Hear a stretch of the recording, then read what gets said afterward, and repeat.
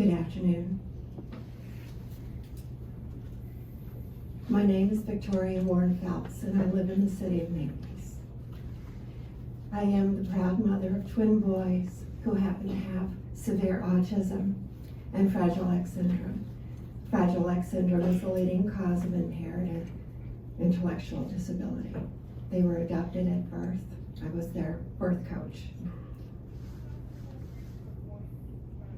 They are 21 years old, so this year they finish high school and they fall off the edge of the earth, the radar, for a lot of services. They are nonverbal and they know no danger, and they are one-on-one. 11 years ago, my family and I returned to Collier County, carrying hopes for a supportive community for our twin sons.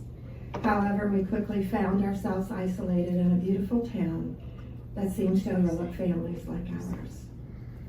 The ensuing years brought us face to face with life's hardest test, from health battles, encompassing everything from serious infections to cancer, to surviving a car accident caused by a drunk driver. Through it all, the struggles felt invisible. Luke ages out of school and camp this year. I want you to know who you are representing, and that's why I brought pictures of them.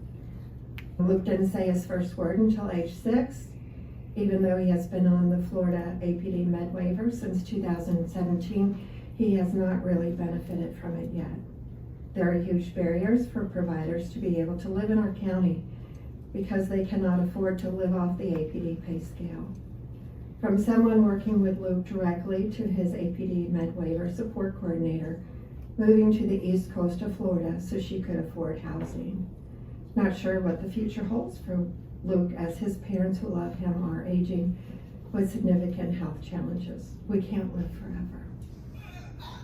Levi is also on the APD Med Waiver, and we have been through hell and back with him.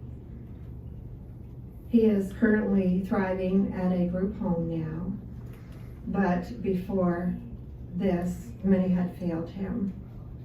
From our medical providers, APD, to the top, multiple APD Med Waiver support coordinators, and I'm telling you, 7 in a 15-month period, who never corrected his plan, who put a different social security number on it. So when he got placed, they thought they were getting his twin.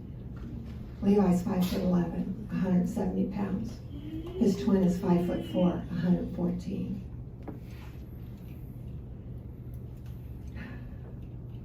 It was a fight to correct their plans. Nobody wanted to do their job. Nobody cared. Levi became aggressive, and we didn't understand why. We couldn't get any answers from the doctors. We couldn't get any answers from our insurance company to check his teeth on where to go.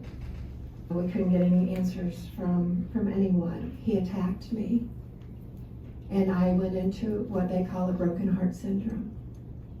And I knew something was wrong, but yet I drove my kid around for 5 hours looking for help, calling his pediatrician and calling APD, calling the support coordinators, with zero help. That night, he slept in my room.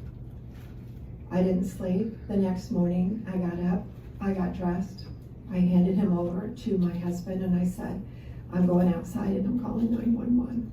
I'm going to the hospital. Something is wrong. They thought I had a heart attack. I did.